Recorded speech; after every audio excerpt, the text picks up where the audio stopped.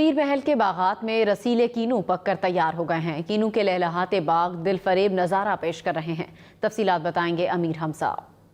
آج بالکل پیر محل میں بھی نارنجی رنگ کے کنو اور مالٹے پک کر تیار ہو چکے ہیں۔ اس وقت ان کی توڑائی کا عمل جاری ہے۔ اسی حوالے سے آپ کو بتاتا چلوں کہ اس وقت لیبر جو ہے وہ پیر محل کے کنو کو توڑ کر مختلف فیکٹری میں منتقل کرے گی، جہاں پر اس کی گریڈنگ اور پالش ہونے کے بعد اسے پاکستان بھر کی منڈیوں میں بھیجا جائے گا۔ پیر محل کا کنو نہ صرف پاکستان بلکہ بیرون ممالک میں بھیجا جاتا ہے، کیونکہ ذائقے کے اعتبار سے پیر محل کا کنو دنیا بھر میں مشہور ہے۔ اسی حوالے سے اگر کسانوں کی بات کی تو کسان اس سال خاصے پریشان دکھائی دے رہے ہیں۔ کسانوں کا یہی کہنا ہے کہ بارشیں نہ ہونے کی وجہ سے اس سال کنو کی فصل جو ہے وہ پھیکی رہنے کا خدشہ ظاہر کیا گیا ہے۔ جبکہ محکمہ زراعت کے اعداد و شمار کے مطابق سرگودا کے بعد پیر محل جو ہے وہ کنو کے باغات کے حوالے سے دوسرے نمبر پر ہے۔ دوسری جانب طبی ماہرین سے ہماری بات تھی تو ان کا یہی کہنا تھا کہ شہریوں کو چاہیے کہ کنو کا زیادہ سے زیادہ استعمال کریں، کیونکہ کنو جو ہے وہ انسانی صحت کے لیے خاصا مفید ہے۔